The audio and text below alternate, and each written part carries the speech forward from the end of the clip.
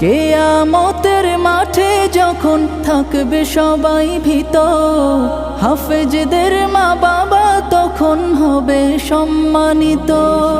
কিয়ামতের মাঠে যখন থাকবে সবাই ভীত, হাফেজদের মা বাবা তখন হবে সম্মানিত।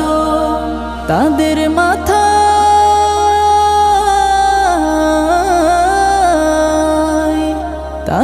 মাথায় নূরের মুকুট দিবেন রহমান, যাদের বুকের মানিক হলো হাফেজে কুরআন, হাফেজে কুরআন, হাফেজে কুরআন।